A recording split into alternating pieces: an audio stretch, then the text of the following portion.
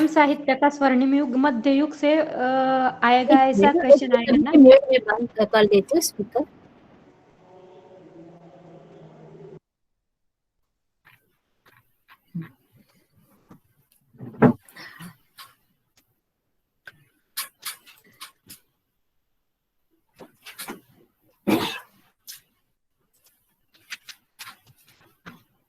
बड़ी पदर उठन छ नि त्यसो गर्न पता नै माथि पता कितना ये पूरी हंडी लगी भी कौन आवाज आ रही पूरी हंडी पता मी बी त्याचे पण मला आधी धणा आपल्या दुकान बेटा पण जाका तेच लाग मंगार पड तेच लाग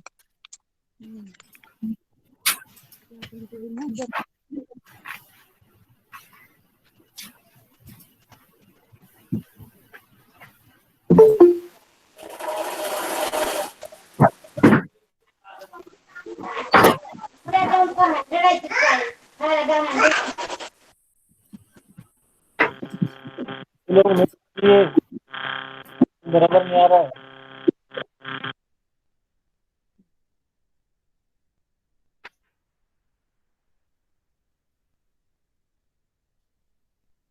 एक बार फिर से देखेंगे HCN 101, ये आज का टॉपिक था, हिंदी इंग्रजी भाषा का अधिष्ठान अभ्यासक्रम।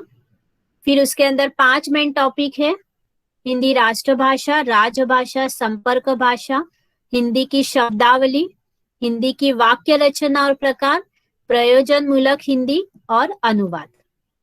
तो भाषा से हम एक दूसरे से बात करते हैं या हमारे विचार एक दूसरे तक पहुंचाते हैं, इसीलिए सामाजिक संपर्क का ये सर्वाधिक महत्वपूर्ण साधन है। हिंदी में 12 कुल है, सबसे विशेष जो है वो भारत यूरोपीय कुल, इससे हमारा ज्यादा संबंध है। फिर हिंदी के 2 रूप हमने देखे, पश्चिमी हिंदी जो मेरठ और बिजनौर के पास बोली जाती है, और पश्चिमी हिंदी का ही एक रूप है खड़ी बोली। तो भले आज हम हिंदी बोलते हैं लेकिन वास्तव में वही खड़ी बोली है। तो पश्चिमी हिंदी का और एक रूप है खड़ी बोली, जिसका व्यवहार पूरे देश में होता है और जो आज हमारी राष्ट्रभाषा है। फिर पूर्वी हिंदी जो है, ये पूर्वी हिंदी जो है वो अवधी और बघेली, यहाँ के छत्तीसगढ़, अवधी, छत्तीसगढ़ी और बघेली की यहाँ बोली जाती है। तो यहाँ अभी हमने 2 रूप देखे, पश्चिमी हिंदी और पूर्वी हिंदी। पश्चिमी हिंदी मेरठ और बिजनौर के पास, और पूर्वी हिंदी अवधी, छत्तीसगढ़ी और बघेली। फिर हिंदी का उद्भव कैसे हुआ? हिंदी शब्द की उत्पत्ति संस्कृत शब्द सिंधु से मानी जाती है। तो संस्कृत शब्द इंपॉर्टेंट है कि संस्कृत भाषा से यह सिंधु शब्द से इसकी उत्पत्ति मानी जाती है। सिंधु शब्द क्या था? जब ईरान में गया तो वह हिंदू बना और फिर वो हिंद हुआ। तो ईरान वर्ड इंपॉर्टेंट है, हिंदू का कहाँ से चेंज हुआ? ईरान में जाकर, और ईरानी में ईक प्रत्यय लगा और हिंद का हिंदी बना। फिर संस्कृत, हीरान, ये वर्ड्स इंपॉर्टेंट है। फिर हिंदी का उद्भव सामान्यतः 1000 ईस्वी सन के आसपास हुआ। फिर अपभ्रंश भाषा के शौरसेनी, मागधी और अर्धमागधी रूपों से उसका उद्भव हुआ। तो अपभ्रंश जो था, माना जो भाषा का ये हो जाता है, जैसे कृष्ण से कान्हा, इस प्रकार का वो रूप को तोड़ा मोड़ा जाता है तो उसको अपभ्रंश कहा जाता है। तो इस प्रकार शौरसेनी भाषा थी, मागध में जो लोग बोलते थे उसको मागधी थी, और अर्धमागधी रूप थी। ये रूपों से ही क्या हुआ? उसका उद्भव हुआ। तो हम देख रहे हैं कि हिंदी कैसे आगे आगे गई। तो अपभ्रंश भाषा, शौरसेनी, मागधी और अर्धमागधी रूप आपको पता होनी चाहिए। जो भी ग्रंथ रचना होती है वो मानक हिंदी में होती है, या उसको कहा जाता है खड़ी बोली हिंदी। पत्र पत्रिकाएं जो होती है उनकी जो भाषा होती है वो भी मानक हिंदी होती है या खड़ी बोली हिंदी। तो हिंदी और उर्दू एक ही भाषा की 2 शैलियां हैं। फिर हिंदी भाषा का जो क्षेत्र है वो था हिमाचल प्रदेश, पंजाब का कुछ भाग, हरियाणा, राजस्थान, दिल्ली, उत्तर प्रदेश, मध्य प्रदेश और बिहार, ये सारे हिंदी प्रदेश बोलने वाले क्षेत्र है। फिर हिंदी का जो काल है 3 कालों में विभाजित है, आदिकाल, मध्यकाल, आधुनिक काल। तो ये 3 नंबर इंपॉर्टेंट है, आदिकाल, मध्यकाल और आधुनिक काल। आधुनिक काल जो अभी तक हम कहते हैं। फिर नेक्स्ट हम देखेंगे कि हिंदी भाषा एक राष्ट्र भाषा है, तो उसके लिए महात्मा गांधी ने कहा था कि हिंदी को हम राष्ट्रभाषा का दर्जा दे सकते क्योंकि वो 5 गुण है। तो 5 गुण कौन से थे कि ये जो भाषा कोई भी आसानी से सीख सकता है या जो भाषा कोई भी आसानी से बोल सकता है, सरकारी कर्मचारी जो है वो भी इस भाषा को आसानी से सीख सकते हैं। फिर जो धर्म के अंदर धार्मिक कार्य करने वाले लोग हैं, राजकीय कार्य करने वाले लोग हैं, आर्थिक कार्य करने वाले लोग हैं, वो भी उस भाषा को आसानी से सीखे या एक दूसरे से संपर्क करें। और फिर था कि जो भाषा माना दीर्घ हित याद रखकर उस किया जाता है, माना थोड़े समय के लिए लाभ हो ये नहीं देखे, अधिक लंबे समय तक हमें लाभ हो, वो भाषा जो है वो राष्ट्रभाषा है। तो महात्मा गांधी याद रखो और 5 गुण याद रखो, तो 5 गुण ये जरूरी है। फिर हिंदी राजभाषा कैसे है, जो सरकारी कामकाज की भाषा के रूप में स्वीकार की गई हो, न जो प्रशासनिक कार्य में जो इस्तेमाल होती है उस भाषा को राजभाषा कहा जाता है। तो सभी प्रशासनिक कार्य किए जाते हैं। तो 14 सितंबर 1949 में भारत संघ की राजभाषा घोषित किया। 26 जनवरी 1950 में संविधान लागू हो गया और हिंदी विधिवत क्या बन गई, भारत संघ की राजभाषा बन गई। तो 120 भाग 5, 210, फिर 343, 344, 348, 351 ये सारे अनुच्छेद है। तो आपको आ सकता है कि हिंदी विधिवत हुई तो उसमें कौन सा अनुच्छेद था, तो थोड़ा बहुत याद रखना 300 के रेंज में है, 343, 344, 348, 351 इस प्रकार। तो ये लागू हो गया, लेकिन फिर भी प्रशासनिक लोगों ने कार्य हिंदी में शुरू नहीं किया क्योंकि 1950 में हिंदी बहुत सारे लोगों को नहीं आती थी। तो ये अधिनियम क्या बना गया कि 50 के बाद 15 साल उनको दिए, 65 तक हिंदी भाषा पढ़ो।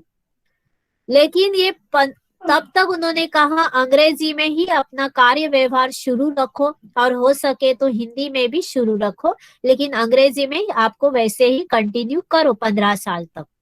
और 15 साल उनको सीखने के लिए दिए।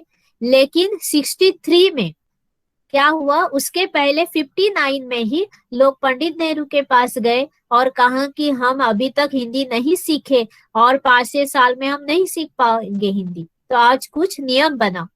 तो उन्होंने 63 में इस प्रकार का अधिनियम बनाया।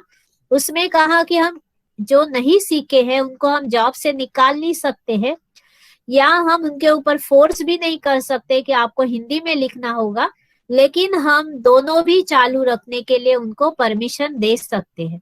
जो हिंदी प्रदेश है उनके साथ हिंदी और अंग्रेजी में करो, और जो अहिंदी प्रदेश है उन्होंने इंग्लिश में करो और हिंदी में करो, इस प्रकार। फिर 1976 आया तो उसमें एक राजभाषा नियम बनाए और उसके अंदर एरिया डिवाइड किया। जैसे क क्षेत्र माना हिंदी क्षेत्र, तो उत्तर प्रदेश, मध्य प्रदेश, बिहार, राजस्थान, हरियाणा, हिमाचल प्रदेश राज्य और संघ राज्य दिल्ली, तो ये सारे क्षेत्र उन्होंने लिए। फिर पंजाब है, गुजरात है, महाराष्ट्र, ये पड़ोसी है हिंदी प्रदेश के। चंडीगढ़ है, अंडमान निकोबार द्वीप है, उनको लिया और उनको भी कहा कि इनके साथ भी हिंदी और अंग्रेजी दोनों कर। फिर आंध्र, तमिलनाडु, कर्नाटक, केरल, बंगाल, उड़ीसा, आसाम, ये जो थे अहिंदी प्रदेश थे, इनको हिंदी नहीं आती थी, तो वो अंग्रेजी में ही लेटर लिखेंगे, या इनको लेटर लिखना है तो आपको कंपल्सरी अंग्रेजी में ही कॉपी उसकी देनी पड़ेगी। तो इस प्रकार से ही राजभाषा नियम 76 ईयर में बनाया गया। तो तो ये ईयर्स बहुत हिंदी के लिए जरूरी है, 63 और 76। फिर हिंदी जो थी संपर्क भाषा कैसे बनी? तो भारत बहुभाषीय देश है, बहुत सारी भाषाएं इसके अंदर बोली जाती है। तो ये संपर्क भाषा पहले से ही नहीं थी। पहले प्राचीन काल की अगर हम बात करें तो उस समय संपर्क करने के लिए लोग संस्कृत का इस्तेमाल करते थे, पाली भाषा में होता था या प्राकृत भाषा में होता था।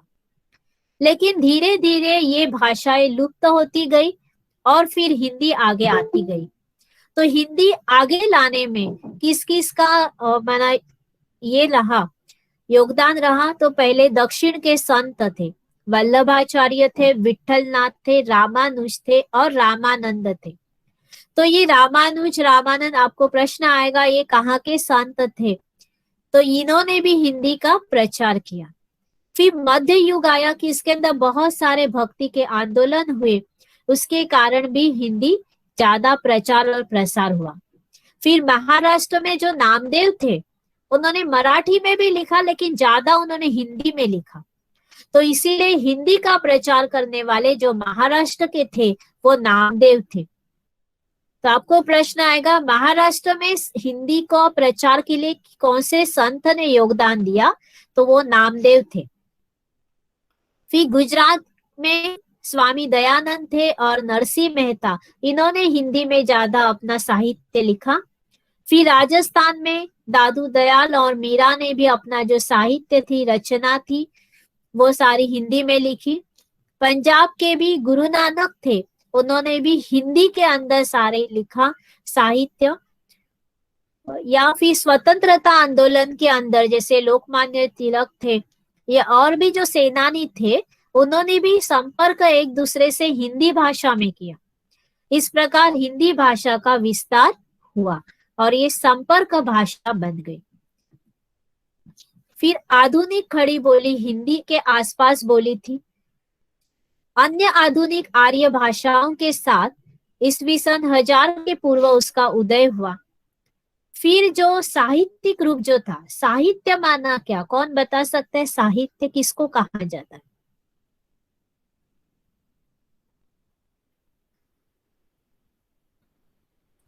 गद्य, पद्य, कादंबरी।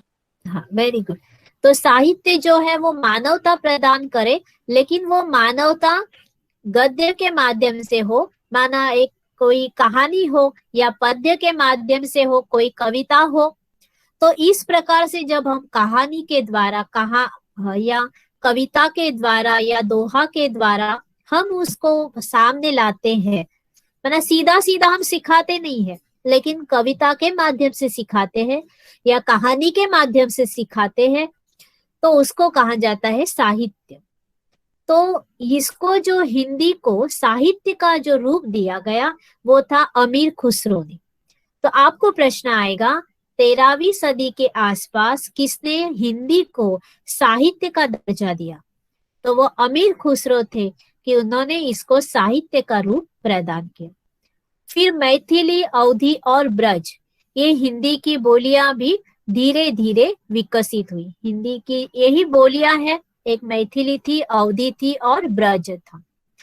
तो एक ऐसे प्रचार हुआ जो कृष्ण भक्ति शाखा के लोग थे, जो माना जो कृष्ण को मानते थे, उनका जो पंथ था कृष्ण भक्ति शाखा। तो कृष्ण भक्ति शाखा ने ब्रज का प्रचार किया। माना ये जो ब्रज था, तो आपको प्रश्न आता है ब्रज का प्रचार किसने किया? तो आपको पता होना चाहिए ब्रज माना कृष्ण, कृष्ण का जन्म हुआ ऐसे मान। तो कृष्ण भक्ति शाखा ने ब्रज का प्रचार किया, माना जिन्होंने भी वो उनके जो भी दोहे होंगे वो ब्रज भाषा में बोले। और जो राम को मानने वाले थे, राम भक्ति शाखा थे, उन्होंने अवधी का प्रचार किया, माना अवधी भाषा में उन्होंने लिखा। तो इस प्रकार ये हिंदी की ही बोलियां है, ब्रज भी है, अवधी भी है और मैथिली भी है। तो आपको प्रश्न आएगा अवधी का प्रचार किसने किया? तो आप क्या बताओगे? और एक आंसर होगा ऑप्शन कृष्ण भक्ति, एक ऑप्शन होगा राम भक्ति शाखा। तो आंसर क्या आएगा? राम भक्ति। तो अवधी माना राम और ब्रज माना कृष्ण, दोनों कनेक्टेड है एक दूसरे से। फिर जो 13वीं सदी के बाद जो मुस्लिम सैनिक थे, तो उन्होंने भी खड़ी बोली का प्रचार हुआ। तो आपको प्रश्न आएगा, जो मुस्लिम सैनिक थे उन्होंने किसका प्रचार किया, हिंदी की कौन सी बोली का प्रचार किया? तो आपको आंसर आना चाहिए, सैनिकों ने खड़ी बोली यूज की। फिर यही हिंदी जब दक्षिण में जाती है तो उसको दखनी कहा जाता है, और जब उत्तर में जाती है तो उसको रेखता कहा जाता है। दक्षिण में क्या कहते हैं बताओ? प्रश्न आएगा, दक्षिण में हिंदी भाषा को दखनी, और उत्तर में रेखता। रेखता। दक्षिणी बोली। तो इस प्रकार क्यों रेखता कहा? क्योंकि अरबी और फारसी के जो छंद थे उसकी अधिकता के कारण उसमें ज्यादा, आप उत्तर में देखोगे तो वो एकदम सजी सजाई रहती आवाज है। नहीं आ रहा दीदी। फारसी के छंद होते हैं। आ रहा है ना आवाज? हाँ दीदी आ रहे। आ रहा है आ रहा है आ रहा है। खरखरा हो रही है थोड़ी सी। करेक्ट है। नहीं, ठीक आ रहा है। उत्तर में रेखता कहलाई। तो हिंदुई या हिंदवी के नाम भी हिंदी के ही थे। हिंदुई या हिंदवी के जो नाम है ये भी क्या थे? हिंदी के थे। फिर जो दक्षिणी हिंदी है और उर्दू है, दोनों हिंदी के ही रूप हैं। पहला हमने देखा पश्चिमी हिंदी और पूर्वी हिंदी, ये दो रूप देखे। और अभी हमने कौन सा देखा? दक्षिणी हिंदी और उर्दू, ये भी क्या है? दो रूप है। फिर चीनी के बाद हिंदी ही वह भाषा है जो विश्व में सबसे अधिक बोली जाती है। फिर ये आपको समझ में आएगा कि हिंदी आज देश में राष्ट्रभाषा कैसी है, राजभाषा कैसी है और संपर्क भाषा कैसे है, और तीनों रूपों में किस प्रकार कार्य कर रही है। तो भले राष्ट्रभाषा है, माना अभी तक डिक्लेयर नहीं हुआ, घोषित नहीं किया, लेकिन महात्मा गांधी जी ने जो उसके प्रमाण बताए थे, 5 गुण बताए थे, वो पांचों ही गुण हिंदी में दिखाई देते हैं। राजभाषा ऑफिशियली राजभाषा करके कब घोषित किया और कब लागू किया बताओ?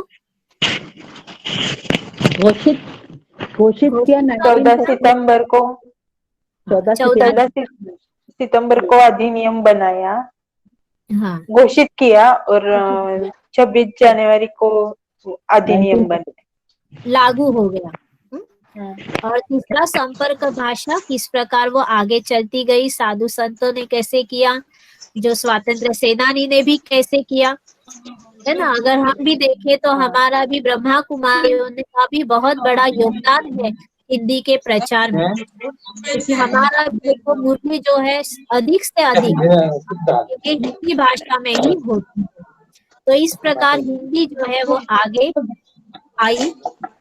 फिर हिंदी की शब्दावली, अभी दूसरा यूनिट, पहला यूनिट तो पूरा हुआ यहाँ, दूसरा अभी हम देखेंगे कि हिंदी की शब्दावली, भाषा कैसे होती है। तो भाषा बहते पानी की जैसे होती है, जहाँ हम उसको मोड़े वहां मोड़ सकते हैं।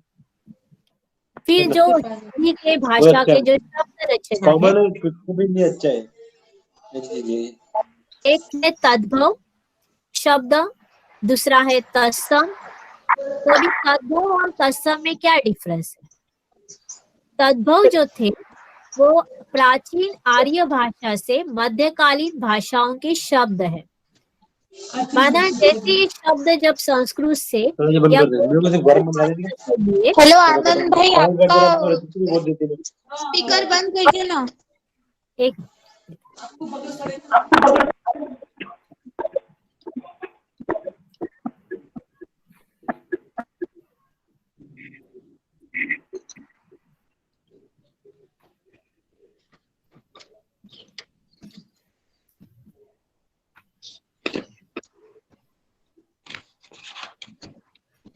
जो तद्भव थे वो दूसरे भाषा से उठाए, लेकिन उन्होंने उसको वैसे के वैसे नहीं उठाया, उन्होंने कुछ जगह जोड़ा, कुछ जगह मोड़ा। क्योंकि देखो कृष्ण शब्द था, जोड़ाक्षर था, बहुत क्रू सबको बोलने नहीं आता था, तो उन्होंने कुछ उसके अंदर तोड़ा मोड़ा जोड़ा और उसका कान्हा कर दिया, क्रू का का कर दिया और न का हा कर दिया, कान्हा कर दिया। तो ऐसे जो शब्द आए उसको कहा जाता है तद्भव। कार्य, य का र ऊपर सभी को नहीं आता था, तो उन्होंने कार्य को क्या कर दिया, काज कर दिया। तो ऐसे जो शब्द है जो मूल भाषा से आए, जैसे संस्कृत से आए, उनको वैसे के वैसे नहीं स्वीकारा, उसके अंदर कुछ तोड़ा, कुछ जोड़ा और नया शब्द बनाया, ऐसे शब्दों को कहा जाता है तद्भव। फिर दूसरा है तत्सम शब्द। तत्सम वो शब्द है जो मूल स्रोत के शब्द है, उनमें कुछ भी तोड़ा नहीं, कुछ भी जोड़ा नहीं, कुछ भी मोड़ा नहीं, तो वो वे शब्द है तत्सम शब्द। जैसे पुत्र शब्द है, राजा शब्द है, लोगों को पसंद नहीं है राजा शब्द, इतना बड़ा राजा को हम कैसे तोड़े मोड़े। देव शब्द है, देव शब्द को हम कैसे मोड़े जोड़े, अच्छा नहीं लगता है। तो उन्होंने वैसे के वैसे ये शब्द जो आदर युक्त शब्द थे उनको वैसे ही लिया। पुत्र है, फल है, योग है, तो ये तत्सम शब्द माना वैसे के वैसे संस्कृत के मूल स्रोत के जो शब्द थे वो वैसे अपनी भाषा में लिए। लेकिन जब हम ज्यादा संस्कृत यूज करते हैं तो उसके कारण जटिलता पैदा होती है, माना डिफिकल्ट बन जाती है वो लैंग्वेज, लोगों को समझने में बहुत डिफिकल्ट होती है। पुत्र सभी को तुरंत समझ में नहीं आएगा क्योंकि जटिलता हो गई। तो ये आपको प्रश्न आएगा, अगर हम ज्यादा संस्कृत का यूज करते हैं तो भाषा में जटिलता आती है। तीसरा है देशी या देशज, माना बोलचाल की भाषा वो खुद ही लोग बनाते।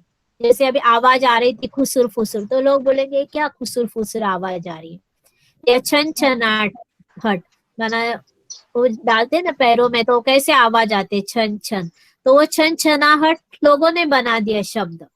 तो ऐसे जो बोली चाल की भाषा है उसको कहा जाता है देशी भाषा या देशज, जैसे गड़बड़ है। फिर संकर जो है वो दो भिन्न भाषाओं के शब्द बनाकर बनते हैं, जैसे चोर और दरवाजा। तो चोर हो गया फारसी शब्द और दरवाजा हुआ हिंदी।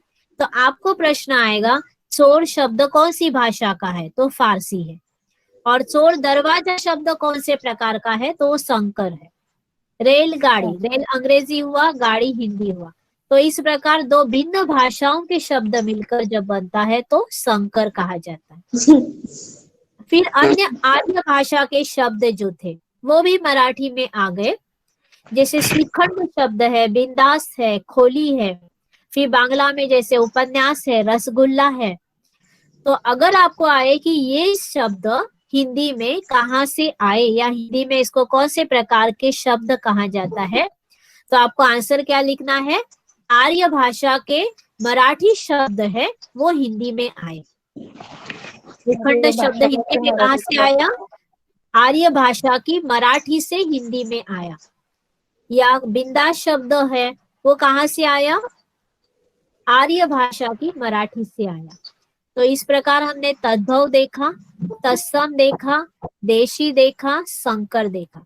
तो बताओ अभी गृह शब्द है, गृह शब्द कौन सा होगा इसमें से, गृह तद्भव और गृह क्या दीदी, घर बोलते हैं तद्भव। गृह शब्द जो है ना, गृह देखो डिफिकल्ट है ना, बोलना सबको तो फिर तद्भव ही होगा। गृह शब्द फिर से एक बार पूछ ले, तत्सम दीदी, तत्सम होगा। और गृह से क्या बनता है फिर, घर बनता है ना, तद्भव हुआ, घर शब्द तद्भव हुआ, समझ में आया। अच्छा, गृह को तत्सम बोलेंगे और घर को तद्भव बोलेंगे। ओके, हाँ, गृह डिफिकल्ट था तो उसको इस प्रकार से, ओरिजिनल शब्द वैसा था। फिर नेक्स्ट फुसुर फुसुर, ये क्या कौन सा शब्द था, खुसुर देशज। ओके, तो इस प्रकार से आप शब्द के प्रकार हिंदी में है। फिर नेक्स्ट हम देखेंगे और दक्षिण से कौन कौन से आए। द्रविड़ भाषा के जैसे इडली है, डोसा है, ये सारे साउथ से आए, दक्षिण भाषाओं के शब्द है। अभी विदेशी भाषाओं से भी हमने हिंदी में शब्द लिए, क्योंकि कई हम दूसरे भाषाओं से शब्द लेते हैं तो उस भाषा का अपमान नहीं होता है, उल्टा उस भाषा और ज्यादा क्या हो जाती है, विस्तारित हो जाती है। ये नहीं समझना चाहिए अगर हम हिंदी बोल रहे हैं तो बीच में अंग्रेजी शब्द क्यों यूज करें, कई लोग ऑब्जेक्शन देते हैं कि हिंदी भाषा में अंग्रेजी शब्द क्यों यूज करते, लेकिन अगर हमारा इतना संकुचित विचार होगा, नैरो माइंडेड होगा, तो कभी भी कोई भाषा विस्तार को नहीं पाएगी। इसीलिए हम हिंदी में भी ज्यादा से ज्यादा अंग्रेजी भाषा यूज करेंगे तो वो हिंदी भाषा अधिक क्या हो जाएगी, अच्छी हो जाएगी। इसीलिए हम देखे होंगे कि मुरली के अंदर हिंदी मुरली होती है, लेकिन कई बार उस हिंदी मुरली में अंग्रेजी शब्द बहुत होते हैं, क्योंकि इसी के कारण उस भाषा का विस्तार होता है। तो तुर्की से भी हमने लिए, जैसे आका है, उर्दू है, कैची है, गलीचा है, ये सारे तुर्की भाषा से हमने लिए। ये जो ये सारे जापान से हमने शब्द इंपोर्ट किए, तो ऐसे कई शब्द हमने इंपोर्ट किए। फिर पुर्तगाली आई तो अलमारी है, कमीज है, गोभी है, ये सारे पुर्तगाल की बेट है। हमें ये सारे हमने पुर्तगाली भाषा से लिए हैं। तो ये समझ में आया जो किस प्रकार के शब्द होते हैं। तो दूसरा यूनिट अच्छी तरह से समझ में आया, हाँ या ना, समझ में आया दूसरा यूनिट? दीदी कैची गलीचा हाँ, ये सब समझ कौन सी गया। लैंग्वेज से आए? अरबी? ये देखो तुर्की से आए, गलीचा, चाकू, याद रखना, आका। चलो अभी तीसरा देखेंगे, वाक्य रचना और उसके प्रकार। जो भाषा के मूल में ध्वनि होती है, सबसे पहला क्या सिखाया जाता है, तो ध्वनि सिखाई जाती है। भाषा के मूल में ध्वनि होती ध्वनि होती है। तो आपको प्रश्न आएगा कि भाषा के मूल में क्या होती है, तो आपको आना चाहिए लिखना कि सबसे पहला ध्वनि होती है, स्वर होते हैं, व्यंजन होते हैं, तो ध्वनि होती है। फिर ध्वनि से क्या बनते हैं, वर्ण बनते हैं। ध्वनि से ही क्या बनते हैं, वर्ण बनते हैं, माना अक्षर बनते हैं।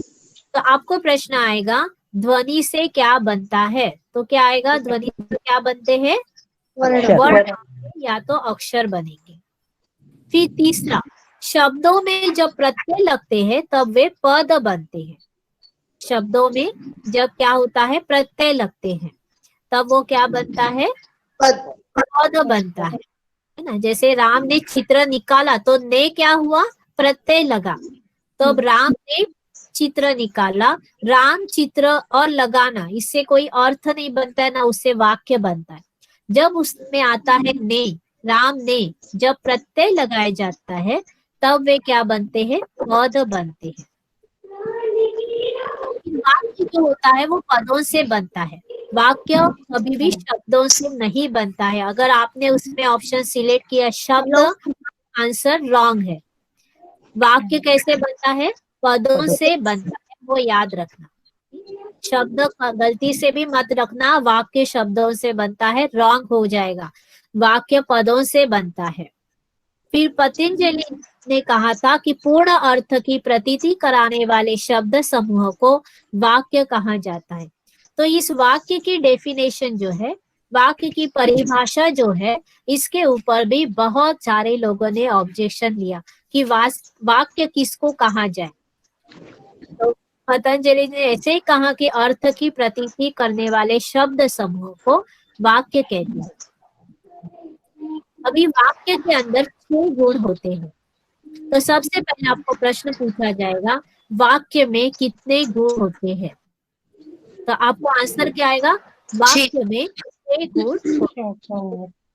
तो सबसे पहला जो गुण है वो है सार्थकता, है ना। वो वाक्य सुनने के बाद उससे कोई विचार मिले या उससे कोई भाव व्यक्त हो जाए, उसको कहा जाता है, उस गुण को सार्थकता। नहीं तो निरर्थक है, क्या बोल रहे समझ में नहीं आ रहा है, ना उसमें कोई भाव है ना कोई विचार है। फिर दूसरा उस वाक्य को कहा जाएगा जिसमें योग्यता हो, माना पदों की क्या हो, आपस में संगति हो, या फिर क्या हो जाए, उसकी योग्यता हो जाए। ये भी बहुत बहुत जरूरी है कि किस प्रकार से योग्यता उसके अंदर पदों में हो। फिर तीसरा है आकांक्षा। आकांक्षा अर्थात क्या हो, आशय हो, उस वाक्य के अंदर आशय हो।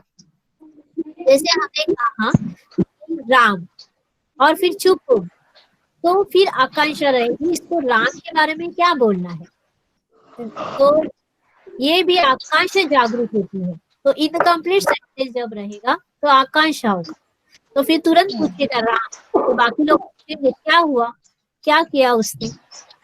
तो आकांक्षा ये भी होता है कि आशय, आशंका का मतलब क्या है कि आशय स्पष्ट होता है कि राम वकील बन गया। तो ये पूरा वाक्य जब बन गया तो वो 6 गुण हो गए कि आकांक्षा। चौथा है सनिधि या समीक्षा।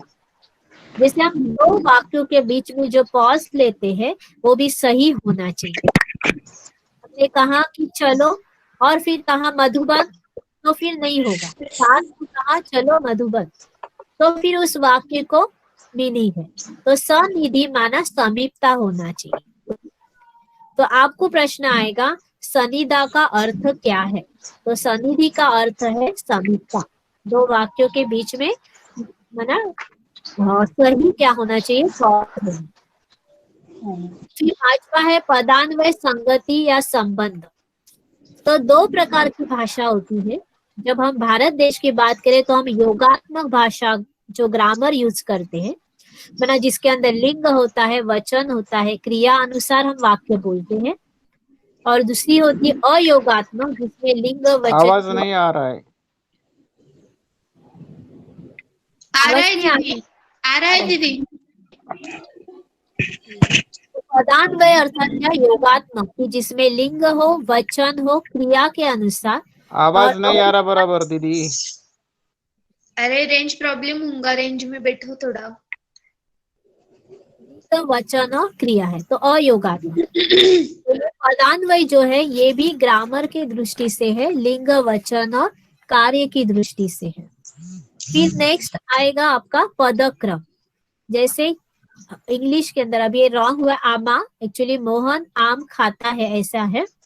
तो ये हिंदी में क्या होता है, पहले कर्म आएगा फिर क्रियापद आएगी।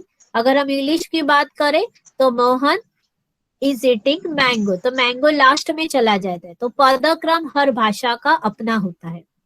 तो ये वाक्य के 6 गुण आपको समझ में आए तो आपको प्रश्न आएगा पदों की आपस में संगति यानी योग्यता, इसको क्या कहा जाता है। तो आपको आंसर आना चाहिए योग्यता। संगति माना योग्यता, आपस में संगति। फिर आकांक्षा माना आशय, सनिधि माना समीपता, और पदान्वय माना जिसमें संबंध हो, योग, लिंग, वचन, वाक्य और कर्म के अंदर फर्क किया जाए। और पदक्रम माना किस प्रकार से कर्म होगा। फिर आपको प्रश्न आएगा कि रचना की दृष्टि से कितने प्रकार होते हैं। तो आप क्या बताओगे, रचना की दृष्टि से कितने प्रकार होते हैं? दीदी यहाँ पे ना जो पीडीएफ भेजा था आपने, तो उसमें प्राचीन संस्कृत पंडितों के अनुसार वाक्य में कितने गुण होने चाहिए, तो उसमें आंसर तो 7 लिखा हुआ है। हाँ, तो यहाँ आप है ना, तो देख लेना बराबर से 6 गुण होने चाहिए। गलती से हुआ होगा आप उसको 6 कर देना। टाइपिंग मिस्टेक जी, तो आप 6 करें। क्या हुआ बताया कि हम अपडेट कर सकते। फिर रचना की दृष्टि से 3 प्रकार होते हैं, वो याद रखना। एक है सरल वाक्य है, साधारण वाक्य। इसमें एक ही वाक्य, तो एक वाक्य तो समझ लेना वो सरल वाक्य है या साधारण वाक्य। सिंपल सेंटेंस इंग्लिश में है, क्योंकि हिंदी और इंग्लिश दोनों में आता है। मिश्र वाक्य माना जिसमें 2 वाक्य होंगे और दोनों वाक्य एक दूसरे पर निर्भर होंगे। अगर एक वाक्य को निकाल दिया तो दूसरे वाक्य का अर्थ कुछ रहेगा ही नहीं, उसको मिश्र वाक्य कहा जाता है। और संयुक्त वाक्य माना उसमें 2 वाक्य होते हैं और दोनों प्रधान वाक्य होते हैं। उसमें से अगर एक प्रधान वाक्य भी निकाल दिया तो दूसरे प्रधान वाक्य वैसा ही प्रधान बनकर रहता है, उससे कोई फर्क नहीं। और मिश्र में क्या होता है, एक प्रधान वाक्य होता है और वो प्रधान वाक्य के ऊपर दूसरा एक वाक्य जो है वो उसको मिश्र वाक्य कहा जाता है। तो साधारण वाक्य, कर रहे हैं। हेलो सोनाली बहन, आपका माइक म्यूट कीजिए ना। तीसरा संयुक्त वाक्य। तो ये 3 वाक्यों के प्रकार आपको समझ में आए। जैसे और कोई एग्जाम्पल बता सकता है संयुक्त वाक्य का? मैंने खाना खाया और सो गई। खाना खाया, खा के भी और मुझे सो गई। सो गए। तो क्या हुआ, कौन सा वाक्य हुआ? मिश्र वाक्य हुआ, संयुक्त क्योंकि आपने खाना मिश्र वाक्य। खाने के बाद ही आपको नींद आ गई। इस प्रकार से आपको देखना है, ज्यादा करके और शब्द से जो दो वाक्य जोड़े जाते हैं या परंतु शब्द से दो वाक्य जब जोड़े जाते हैं तो वो संयुक्त रहता है। लेकिन ये दो के अलावा जब होता है, जैसे जिसने कहा, जिसने से शब्द जोड़े हैं तो वो मिश्र वाक्य होगा। तो इस प्रकार का 3 प्रकार है। फिर अर्थ की दृष्टि से पूछा आपको कितने प्रकार है, तो आपको आना चाहिए 8 प्रकार है अर्थ की दृष्टि से। एक होता है विधानार्थक, है ना, जिसमें एक प्रकार का विधान होता है, सिंपल सेंटेंस होता है, उसमें कोई बोध अलग से नहीं होता है, एक सिंपल स्टेटमेंट है। फिर दूसरा है निषेधार्थक, है ना, जब उस वाक्य से निषेध प्रकट होता है, जैसे हमने खाना नहीं खाया, निषेध। फिर तीसरा है आज्ञार्थक वाक्य, है ना, जब हम आज्ञा देते हैं कि यह काम आज ही होना चाहिए, आपको इतना आज ही कंप्लीट करना है, तो आज्ञार्थक। प्रश्नार्थक, है ना, जहाँ हम प्रश्न पूछते हैं कि आप कहाँ जा रहे हो, तो प्रश्न पूछा जाता है, तो प्रश्नार्थ। विस्मय आदि बोधक, है ना, कि बहुत हमें आश्चर्य लगता है, विस्मय आदि का बोध होता है, वो है विस्मय आदि बोधक। अरे तुम कहाँ गए थे, तो एकदम विस्मय आदि। फिर इच्छार्थ, है ना, कुछ इच्छा का जहाँ बोध होता है कि इच्छा है कि आप अच्छे मार्क्स लेकर आओ, अच्छे अंक प्राप्त करो, तो इच्छार्थक वाक्य है ना, कुछ इच्छा प्रकट हो जाती है। फिर नेक्स्ट संदेहार्थक, है ना, जिसमें कुछ संदेह का बोध होता है, जैसे यह शायद ही पहुंचा होगा या इसने शायद ही ये मीटिंग अटेंड की होगी, तो संदेहार्थक। और संकेतार्थक माना क्या, जिसमें कोई बात का संकेत होता है, जैसे पानी न बरसता तो क्या हो जाता था, सारी खेती सूख जाती थी, मैंने संकेत है। तो ऐसे जब संकेत दिखाई देते हैं तो वो संकेतार्थ। तो आपको प्रश्न आएगा अर्थ की दृष्टि से कितने प्रकार है, तो आप बता देना 8 प्रकार है। फिर आपको आएगा संकेतार्थक में क्या बोध होता है, तो संकेत का बोध होता है। संदेहार्थक में संदेह का बोध होता है। फिर हिंदी के अंदर दीदी एक बार निषेधार्थक समझाएंगे? वो निषेध करके माना एक निगेटिव सेंटेंस के रूप में आप उसको ले सकते हैं। जो निगेटिव सेंटेंस है उसको ही निषेधार्थक सेंटेंस कहा जाता है। माना हमने नहीं शब्द वहां आएगा, हम नहीं गए थे या हमने खाना नहीं खाया था। नहीं जहाँ होता है निषेध होता है, निषेधार्थक वाक्य। दीदी इच्छार्थक एक बार बताइए। इच्छार्थक माना जैसे आपको अच्छे अंक प्राप्त हो जाए, आप एग्जाम के अंदर बहुत अच्छी सफलता प्राप्त हो जाए, ये क्या है, इच्छा है, तो इच्छार्थक वाक्य होगा। आया समझ में? यस दीदी।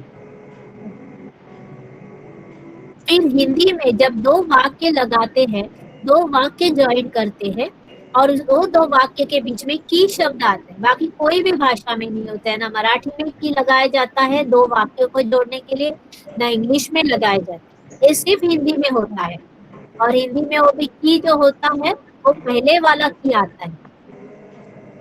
तो ये की लगाने की जो पद्धति शुरू हुई हिंदी में, वो कहाँ से उन्होंने स्वीकार की, उसका फारसी भाषा के कारण यह जो पद्धति विकसित हुई। तो आपको एक प्रश्न आएगा, हिंदी में जो दो वाक्यों को की लगाकर जोड़ा जाता है तो वो कहाँ से हुआ, तो ये फारसी भाषा के कारण की लगाया जाता है। फिर जो वाक्य रचना होती है उसमें एक होता है उद्देश्य और दूसरा होता है विधेय। अच्छे तो लिख सकते हैं, पीपीटी में नहीं डाला हुआ है। एक है उद्देश्य होता है और दूसरा होता है विधेय। तो उद्देश्य माना क्या है, तो वाक्य में प्रतिपादित विषय को उद्देश्य कहा जाता है और उसके लिए जो विधान किया जाता है उसको विधेय कहा जाता है। तो मैंने आम खाया, तो मैं क्या हो गई, उसमें उद्देश्य हुई कि मेरा सब्जेक्ट है, तो इस वाक्य में जिसके प्रति किया जाता है वो क्या हुआ, उद्देश्य कहलाया जाता है। तो वाक्य में प्रतिपादित विषय को उद्देश्य कहा जाता है, और उस विषय को जो विधान किया जाता है, उसके जिसके बारे में विधान किया जाता है, जो विधान किया जाता है वो विधान को कहा जाता है विधेय। तो उद्देश्य और विधेय ये दो चीजें अच्छी तरह से याद रखें, क्योंकि आपको प्रश्न आएगा वाक्य में प्रतिपादित विषय को क्या कहलाती है। तो आएगा उद्देश्य। और हम देखेंगे कि इसके जो स्टार्टिंग में हमने देखे थे 5 है। तो हमने राष्ट्रभाषा, राजभाषा देखा, शब्दावली देखी, वाक्य रचना और उसके हमने प्रकार भी देखे। तो उसके बाद हमने की लगाकर किस प्रकार से होता है। फिर देखेंगे प्रयोजन मूलक हिंदी। प्रयोजन मूलक हिंदी माना क्या? देखो, जब तक कोई भी बात हम व्यवहार में इस्तेमाल नहीं करते हैं तब तक उसका जितना लाभ होना चाहिए उतना नहीं होता है। तो हिंदी भी जब व्यवहार में उपयोग होने लगी तब हिंदी का महत्व बढ़ा, और उस हिंदी को कहा गया प्रयोजन मूलक हिंदी। तो अभी एक नया डिपार्टमेंट हिंदी का आया, प्रयोजन मूलक हिंदी। जब से वो हिंदी जो थी व्यवहार में लोग उसको इस्तेमाल करने लगे तब उसको कहा प्रयोजन मूलक हिंदी। आपका प्रश्न आएगा, हिंदी को जब व्यवहारिक रूप में उपयोग किया जाता है या प्रयोग किया जाता है तब उस हिंदी को क्या कहा जाता है? तो आंसर क्या होगा? प्रयोजन मूलक हिंदी। प्रयोजन। हाँ, तो उसके अंदर कार्यालय शब्दावली के जो शब्द है, शासकीय शब्द है, वाणिज्य शब्द है, तो पत्र व्यवहार की रचना जो है वो कुशलता से हम कर सकते हैं। तो ये प्रयोजन मूलक हिंदी ही मानक पर्याय हिंदी के स्वीकृत होते हैं। तो मराठी जो है वो महाराष्ट्र की राजभाषा होने से मराठी में क्या हुई, प्रशासकीय शब्दावली विकसित की। तो और हिंदी और मराठी में जो पारिभाषिक शब्दावली विकसित करने का जो श्रेय है वो संस्कृत भाषा को जाता है। तो आपको प्रश्न आएगा, हिंदी और मराठी में जो शब्द विकसित किया वो किसके कारण हुआ? संस्कृत भाषा का आश्रय लिया, इसके कारण हुआ। तो उसके अंदर कुछ आपको पद दिए हैं, तो आपको एग्जाम में उसमें से कोई पद पूछ सकते हो। जैसे कुल गुरु है या कुलाधिपति, उसको हिंदी में कहा जाता है, और इंग्लिश में इसको क्या कहते हैं? कौन बताएगा? कुल गुरु को हिंदी में कहा जाता है कुलाधिपति, और इंग्लिश में क्या कहा जाता है? Vice chancellor. और कुलपति को क्या कहते हैं? चांसलर। चांसलर। तो ये ऐसे आपको जो पद एक दूसरे वो पूछते हैं तो आपको वो आएगा। अभी मंत्रालय है, इसको हिंदी में क्या कहेंगे? सचिवालय। सचिवालय। हाँ, तो इस प्रकार से आपको आएगा। ऐसे कुछ शब्द वो पूछते तो एक बार आप वो अपने नजर में डाल देना कि संरक्षण मंत्रालय। अभी इसको इसमें हिंदी में क्या कहेंगे? संरक्षण मंत्रालय को रक्षा मंत्रालय, डिफेंस मिनिस्ट्री। और सर्वोच्च न्यायालय को हिंदी में क्या कहेंगे? उच्च न्यायालय। उच्चतम न्यायालय। उच्चतम याद रखना। तो इस प्रकार से वो पूछते हैं। फिर निवडणूक अधिकारी, इसको हिंदी में क्या कहेंगे? निर्वाचन अधिकारी। हाँ, इलेक्शन ऑफिसर, निर्वाचन शब्द याद रखो। तो इस प्रकार पूछते हैं। कुछ प्रशासनिक शब्द है तो वो भी पूछेंगे कि मान्यता शब्द है, तो मान्यता को हिंदी में क्या कहा जाएगा? परवानगी। अनुमोदन। मान्यता मराठी हुआ, अनुमोदन हिंदी हुआ, और अप्रूवल इंग्लिश हुआ। कुछ भी हम देते हैं तो अप्रूव करते हैं, अप्रूवल लेते हैं, माना मान्यता लेते हैं, माना हम अनुमोदन लेते हैं। तो इस प्रकार से आपको ये शब्द आए। अभी ताळेबंद जो है, ताळेबंद को क्या कहेंगे? मराठी मध्ये ताळेबंद, हिंदी में इसको क्या कहेंगे? बारनेशी। पत्र है। बाहर और इंग्लिश में इसको क्या कहेंगे? लॉकडाउन। Balance sheet. तो ताले बंद हुआ और इंग्लिश में इसको बैलेंस शीट कहते हैं। फिर मराठी में तालिका है, हिंदी में क्या कहेंगे? हिंदी में क्या कहेंगे उसको? सूची। और इंग्लिश में क्या कहेंगे? कैटलॉग। तो इस प्रकार से शब्द पूछे जाएंगे। तो ये प्रयोजन मूलक हिंदी है जो हम ऐसे शब्द भी प्रशासनिक कार्य में व्यवहार में यूज करते हैं। फिर पत्र के जो आलेख तैयार किया जाता है, वो प्रारूप तैयार किया जाता है, उसे आलेखन कहते हैं। तो आलेखन किसको कहते हैं बताओ? पत्र के आलेख को। पत्र के जो आलेख या प्रारूप तैयार किया जाता है उसको आलेखन कहा जाता है। तो अभी 3 प्रकार की भाषा होती है। जो हम अपने परिवार में एक दूसरे को पत्र लिखते हैं उसकी भाषा पारिवारिक या घरेलू होती है। फिर दूसरा हम पत्र लिखते हैं कि जो साहित्यिक पत्र होता है, तो वो साहित्यिक पत्र की भाषा जो होती है वो अलंकारिक होती है। उसमें ऐसे अलग शब्द यूज करते हैं कि अलंकार, सजे सजाए ऐसे शब्द यूज किए जाते हैं। तो वो जब लिटरेचर में होता है, साहित्य की भाषा हमेशा अलंकारिक होती है। और घरेलू जो होती है वो साधारण हम एक दूसरे को पत्र लिखते हैं। और जो कार्य व्यवहार की भाषा होती है, जब हम ऑफिस में लेटर लिखते हैं तो वो भाषा दोनों का कॉम्बिनेशन होता है। इस वो एकदम ही अलंकारिक नहीं होती है, ना ही वो एकदम घरेलू होती है। तो वो भाषा कौन सी होती है प्रयोजन मूलक की? तो वो भाषा होती है वस्तुनिष्ठ होती है, औपचारिक होती है और स्पष्ट होती है, तटस्थ होती है। तो ये शब्द याद रखो। प्रयोजन मूलक भाषा या पत्रों की भाषा तटस्थ होती है, औपचारिक होती है, वस्तुनिष्ठ होती है और स्पष्ट होती है। तो तटस्थ शब्द याद रखना, ना पूरी अलंकारिक होती है ना पूरी घरेलू होती है। तो तटस्थ होती है, दोनों के बीच में होती है। और स्पष्ट होती है, एकदम क्लियर होता है, अतिशयोक्ति नहीं होती है।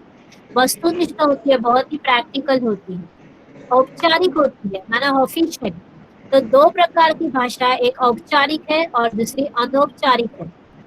तो जो प्रयोजन मूलक की भाषा होती है वो औपचारिक होती है और जो घरेलू होती है वो अनौपचारिक होती है। तो इस प्रकार के 2 प्रकार के पत्र आते हैं। औपचारिक को इंग्लिश में क्या कहते हैं? ऑफिशियली। ऑफिशियल। औपचारिक को अनऑफिशियल। अभी कार्यालय जो पत्र लिखे जाते हैं उसकी जो रूपरेखा है वो किस प्रकार से है? तो संख्या है। संख्या किसको कहा जाता है? तो प्रेषक कार्यालय की पत्र संख्या पत्र में सबसे ऊपर होनी चाहिए। माना यह संख्या संबंधित विषय की फाइल तथा पदक्रम होती है।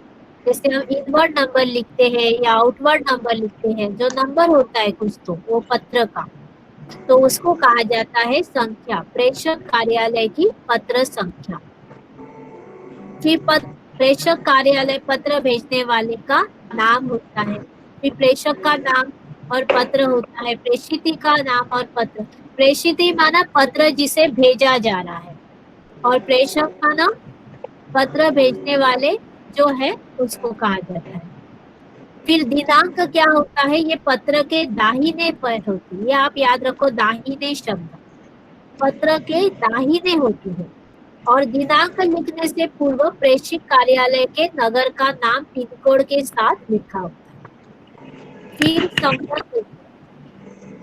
संबोधन है। संबोधन माना हम कहते हैं ना कि महोदय और महोदया या आदरणीय कहते हैं, तो हम इसको संबोधित करते हैं, तो इसको कहा जाता है संबोधन। तो आपको प्रश्न आएगा महोदय या महोदया को क्या कहते हैं? तो वो क्या कहते हैं? संबोधन कहते हैं। फिर स्वनिर्देश क्या है? यूअर्स फेथफुली क्या है? स्वनिर्देश, आपका भवदीय या आपका विश्वास, तो उसको क्या कहेंगे? स्वनिर्देश। इसमें कंफ्यूज नहीं होना संबोधन में और स्वनिर्देश। हस्ताक्षर तो पता है आपको, स्वनिर्देश के नीचे होता है हस्ताक्षर। तो आपको ऐसा आएगा स्वनिर्देश के नीचे क्या होता है? फिर संलग्न पत्र सूची क्या होता है? संलग्न क्या होता है कि पत्र के साथ और कोई पत्र हम भेजते हैं तो उसको कहते हैं संलग्न पत्र सूची। तो इस प्रकार ये शासकीय और अर्धशासकीय पत्र, सरकारी पत्र उसके अंदर देते हैं। ये अर्ध सरकारी पत्र जो होते हैं वो वैसे ही औपचारिक नहीं होते जैसे सरकारी पत्र होते हैं। तो आवाज नहीं आ रही दीदी। अर्ध सरकारी जो पत्र होते हैं वो सरकारी पत्र की तरह पूरे ही औपचारिक नहीं होते, क्योंकि कहाँ कहाँ वो क्या है, अर्ध सरकारी मतलब पूरा सरकारी नहीं है। और उसकी जो संबोधन हम लिखते हैं प्रिय के रूप में होता है, और जो वाक्य रचना होती है वो उत्तम प्रथम एक वचन में होती है। तो ये याद रखना। क्या हुआ, आवाज आ रहा है? आ रहा है आवाज? आ रही है। हाँ हाँ आ रहा है। आपको आएगा अर्ध सरकारी पत्र का कौन सी रचना होता है, तो हमेशा एक वचन में होता है, वो याद रखना। उत्तम पुरुष एक वचन में होता है। ये ज्ञापन क्या है? तो ज्ञापन का प्रयोग जो है आवेदनों और प्रार्थना पत्रों के उत्तर देने और पत्रों की प्राप्ति स्वीकार करने और अधीनस्थ अधिकारों की सूचना देने के लिए होता है। इसकी सूचना दी जाती है और इसमें कभी भी स्वनिर्देश नहीं होता है, डायरेक्ट ऑर्डर होता है वो ज्ञापन। तो ज्ञापन में क्या होता है, आवेदनों और जो प्रार्थना पत्र है उसके उत्तर की प्राप्ति की स्वीकार करते हैं। और पांचन है उनका म्यूट करना चाहिए। सर्कुलर, सर्कुलर को हम क्या कह सकते हैं, ज्ञापन कह सकते हैं। इंग्लिश में इसको हम सर्कुलर कहें या तो फिर हिंदी में हम ज्ञापन कह सकते हैं। फिर कार्यालय ज्ञापन क्या होता है, जो भारत के विभिन्न सरकार के विभिन्न मंत्रालयों के बीच में पत्र व्यवहार किया जाता है, इसको कार्यालय ज्ञापन। जब महाराष्ट्र और गुजरात सरकार आपस में पत्र व्यवहार करती है तो उसको कहा जाता है कार्यालय ज्ञापन। फिर जो नियुक्ति है, अर्जी छुट्टी है, उसकी स्वीकृति दी, सो ऐसे जो है इसको कौन से प्रकार का किया जाता है, कार्यालय आदेश के दिया जाता है कि आपकी छुट्टी की स्वीकृति हो गई तो वो कार्यालय से आदेश आता है। फिर कार्यालय आदेश के ऊपर पत्र संख्या, कार्यालय का नाम और दिनांक लिखा जाता है। तो इस प्रकार अलग अलग प्रकार के लेटर्स से ज्ञापन है। अभी इम्पोर्टेंट हम देखेंगे कि वाणिज्य पत्र व्यवहार, क्योंकि ये प्रयोजन मूलक हिंदी है तो ये वाणिज्य के साथ जुड़ी हुई है। तो वाणिज्य पत्र व्यवहार का ढांचा है, उसको हम इंग्लिश में क्या कह सकते हैं, कोई बता सकता है? जब हम कोई इसके लिए पत्र व्यवहार करते हैं वाणिज्य के लिए, कमर्शियल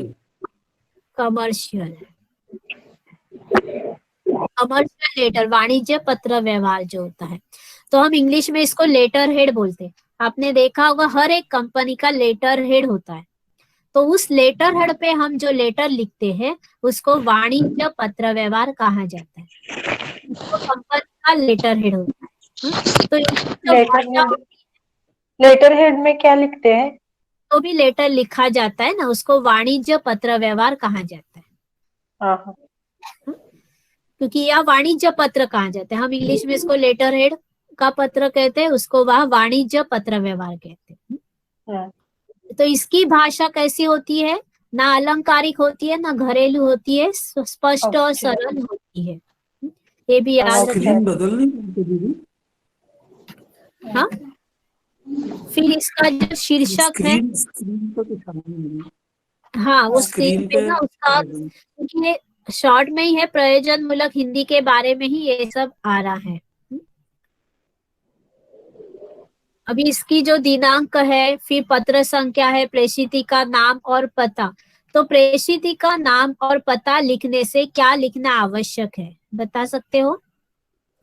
प्रेषिती का या नाम या उसका पता लिखने से, प्रेषिती माना क्या, जिसको हम भेज रहे हैं, तो उसका नाम पहले हमें क्या लिखना है, रेफरेंस क्या, संदर्भ। सेवा में लिखते हैं, क्या लिखते हैं?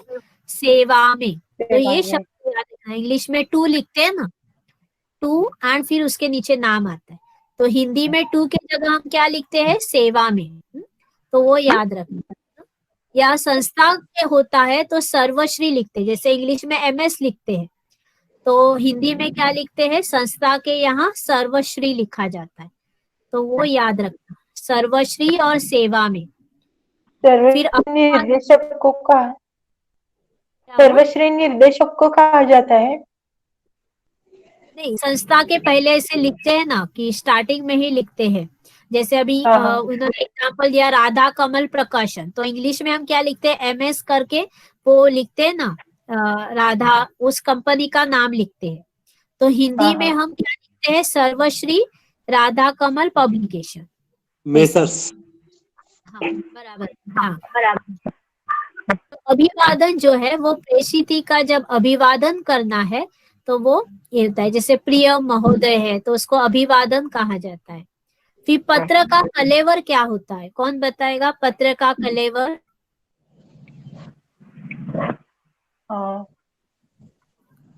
निविदा या निविदा सूचना या कुछ हो तो। पत्र का कलेवर पत्र का पहला वाक्य होता है।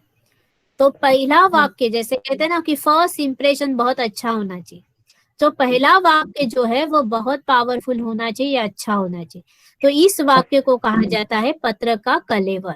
तो पत्र का कलेवर अर्थात पत्र का पहला वाक्य, और वो बहुत ही आकर्षित होना चाहिए। और तो बाकी स्वनिर्देश हुआ, बाकी सब हुआ। फिर आता है वाणिज्य पत्र के अंदर एक होता है मूल्य की पूछताछ या उसका उत्तर देने का पत्र होता है, कि हम कोई भी चीज के लिए डायरेक्टली खरीदे नहीं करते, बड़ी बड़ी कंपनियां हैं तो पहला उसका मूल्य जो है वो मंगाती है, मूल्य की पूछताछ करती है, तो वो उसके लिए उनको पहला पत्र लिखना पड़ता है। फिर दूसरा क्या करती है, उसके बाद उन्होंने वो दिया। फिर दूसरा होता है क्रयादेश का पत्र।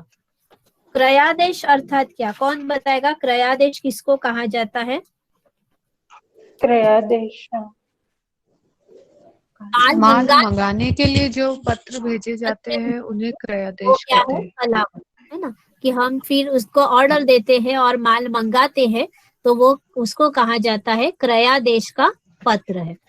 फिर उसके बाद पहले हमने क्या किया? इंक्वायरी की, फिर हमने माल मंगाया, क्रयादेश का पत्र। फिर आता है संदर्भ का पत्र। तो संदर्भ का पत्र क्या होता है कि उसका जो व्यापारी के साथ हम कर रहे हैं उसका परिचय पाने के लिए संदर्भ के पत्र लिखे जाते हैं। माना हम उन्हीं लोगों के साथ व्यवहार कर सकते हैं कि हमें पता है कि उससे हमें पैसा मिलने वाला है, नहीं तो वो सामान हमसे ले लेगा और हमें पैसा नहीं देगा। तो वो संदर्भ के रूप में भी वो मांग की जाती है कि माल भेजने वाला व्यापारी जो है वो उससे क्या करता है, जब माल भेजता भी है तो उससे वो संदर्भ उसका मांगता है। तो ये संदर्भ का पत्र होता है। फिर नेक्स्ट कौन सा है? उसके बाद सूचनादायी पत्र। सूचनादायी पत्र में क्या होता है कि विक्रेता व्यापारी को माल भेजने की सूचना देने के लिए जो पत्र लिखता है वो सूचनादायी पत्र होता है। इसमें उसने कहा कि वो माल कब गया है और कैसे भेजा गया है, तो हमने उसकी सूचना उसको दी है कि ये बैंक से ये गया हुआ है। फिर भुगतान संबंधी जो है, भुगतान संबंधी पत्र कौन सा होता है? तो ग्राहक जो है माल मिल गया, रिसीव होने के बाद उसको कहता है कि मुझे आपसे क्या हुआ, माल मिल गया, तो वो जो पत्र लिखता है उसको कहा जाता है भुगतान संबंधी पत्र। तो ये भुगतान संबंधी पत्र हुआ। फिर नेक्स्ट है शिकायत पत्र, कि आपको वो पत्र मिला और आपने देखा कि कुछ उसमें से कुछ सामान टूटा हुआ है तो आपको उसकी शिकायत करनी है, तो शिकायत पत्र। तो ये पूरी इस प्रकार की जब हम बिजनेस करते हैं तो इतने टाइप के लेटर जो है वो हम लिखते हैं। तो समझ में आया? सबसे पहला इंक्वायरी करने का कहा जाता है मूल्य दीदी की इंक्वायरी वाले पत्र को हिंदी में क्या कहते हैं? मूल्य की पूछताछ तथा मूल्य बताने वाले पत्र। क्या? मूल्य की पूछताछ मूल्य की पूछताछ मतलब हम सिर्फ क्या करते हैं कि इसके बारे में ये जानना चाहते हैं, मूल्य की पूछताछ। उसके बाद हम दूसरा क्या करते हैं, पूछताछ की हमने, उसके बाद हम क्या करते हैं कि हाँ ये मुझे अच्छा लगा, ये मुझे माल चाहिए, तो मैं लेटर लिखूंगी, तो वो क्रयादेश का पत्र, माल मांगने के लिए। हाँ? तीसरा जो अच्छा लगा, उसके बाद में संदर्भ का पत्र, माना वो कंपनी तभी भेजेगी जब उसके लिए मेरे पास संदर्भ होगा कि इसके पहले भी मैंने आपसे इतना इतना माल लिया था और मैंने आपको उसके इतने पैसे दिए थे, तो वो कॉन्फिडेंस उसमें आना चाहिए। तो वो संदर्भ उसका वो लगाता है कि पहले भी मैं या इतनी बड़ी बड़ी कंपनी के साथ भी मैंने व्यवहार किया हुआ है, तो वो संदर्भ का पत्र होता है, वो लगता है। उसके बाद कौन सा लगता है, सूचनादायी पत्र, कि माल भेजने की वो सूचना देता है कि माल उसने कैसे भेजा है, कब भेजा है। फिर होता है भुगतान संबंधी पत्र, माना माल रिसीव्ड हो गया, उसके लिए वो लेटर लिखता है, तो वो भुगतान संबंधी पत्र। फिर शिकायत पत्र, कि उसके अंदर कुछ नहीं मिला है तो वो शिकायत करता है। फिर हम देखेंगे अनुवाद। अनुवाद शब्द जो है उसको भाषांतर कहते हैं मराठी में, हाँ, और हिंदी में इसको अनुवाद कहते हैं। तो आप होगा कि अनुवाद शब्द का मूल अर्थ क्या है, तो आपको ये पता होना चाहिए, पुनः कथन। अनुवाद का मूल जो फॉर्म है वो क्या है, पुनः कथन, माना फिर से हम कथन करते, सिर्फ उसका माध्यम चेंज होता है भाषा का, तो पुनः कथन। तो एक भाषा से दूसरी भाषा में ले जाना, इसको अनुवाद कहा जाता है। फिर भारत के अंदर तो बहुभाषी है, हिंदी भारत की संपर्क भाषा है, तो जिस भाषा में अनुवाद किया जाता है उस भाषा को उसे मूल भाषा, आधार भाषा या स्रोत भाषा कहा जाता है। जिस भाषा से अनुवाद किया उसको मूल भाषा, सोर्स भाषा, स्रोत भाषा, आधार भाषा कहते, और जिस भाषा में हुआ उसको टारगेट भाषा, लैंग्वेज कहते, माना लक्ष्य भाषा, वो हमारी लक्ष्य भाषा थी।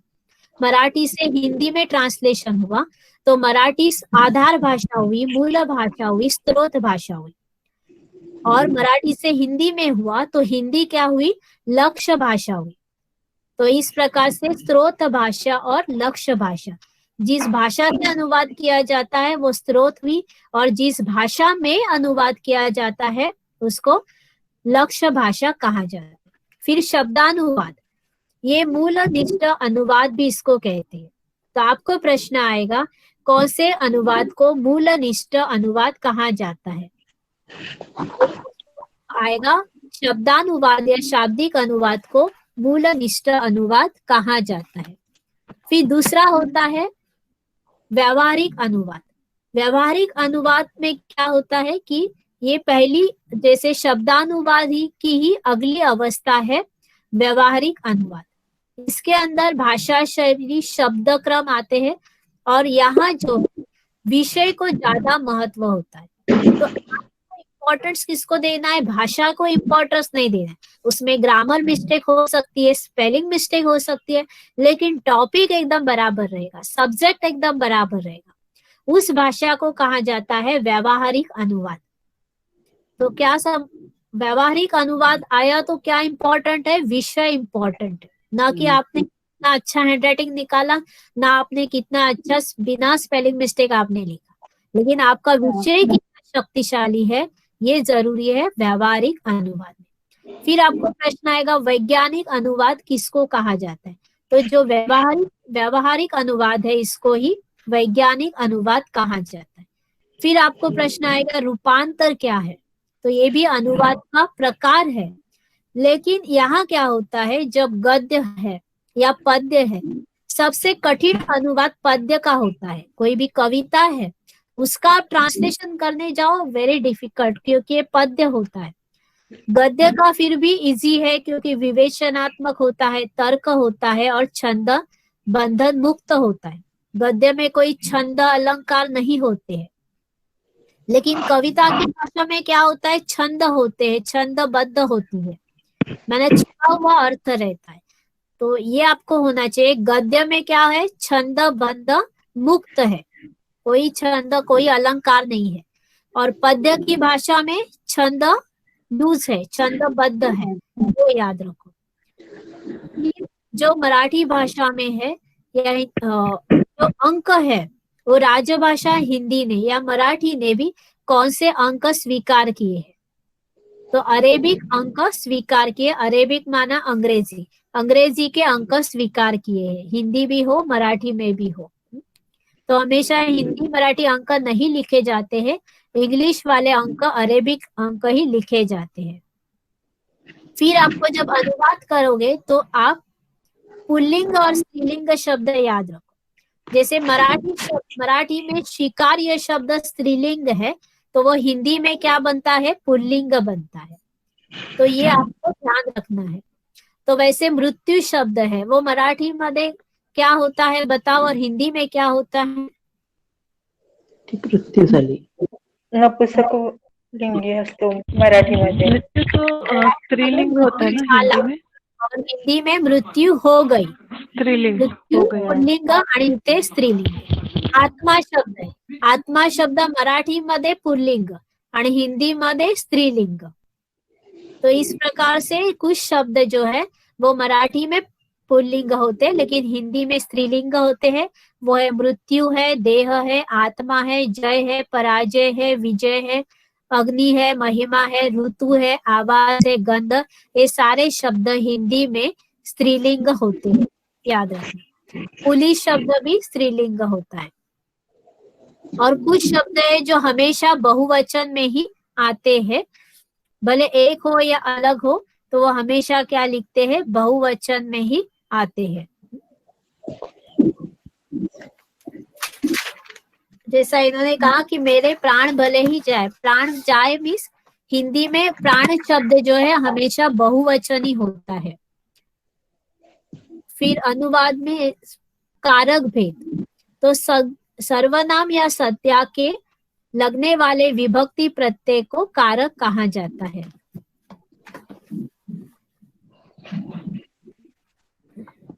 फिर व्यवहारिक अनुवाद, भाषा के दो रूप होते, एक है व्यवहारिक और दूसरा है साहित्यिक। साहित्यिक अभी आपको पता चला, कहानी कविता ये क्या हुआ, साहित्यिक। और व्यवहारिक माना जो ऑफिशियली लेटर लिखते हैं वो है। व्यवहारिक अनुवाद में विषय का महत्व है। तो अभी इतना ही है मेरे ख्याल से, तो हिंदी में यहाँ तो पूरा हो जाएगा। फिर मुहावरे किसको कहते हैं, कौन बताए, मुहावरे और कहावतों में क्या डिफरेंस है?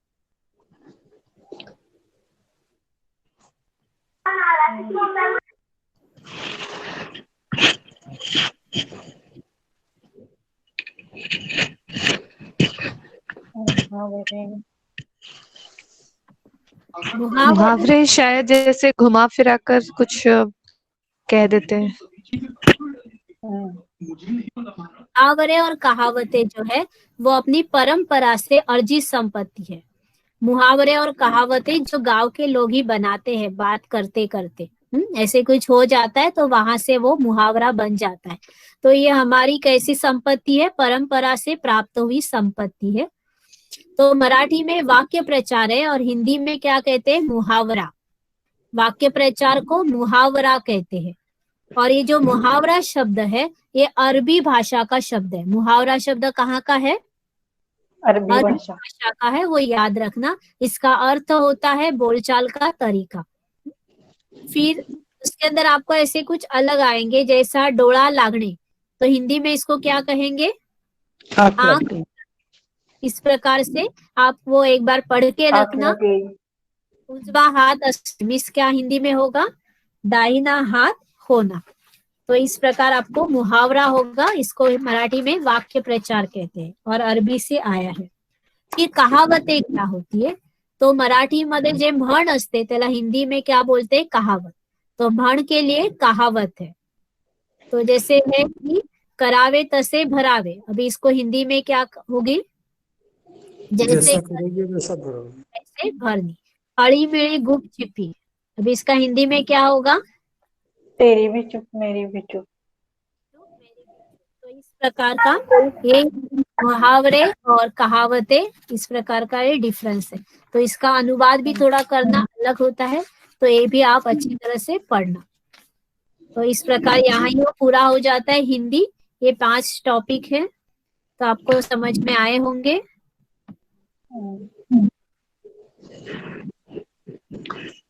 ओम शांति। बहुत ही बढ़िया समझाते दीदी आप। तो पूरा हुआ।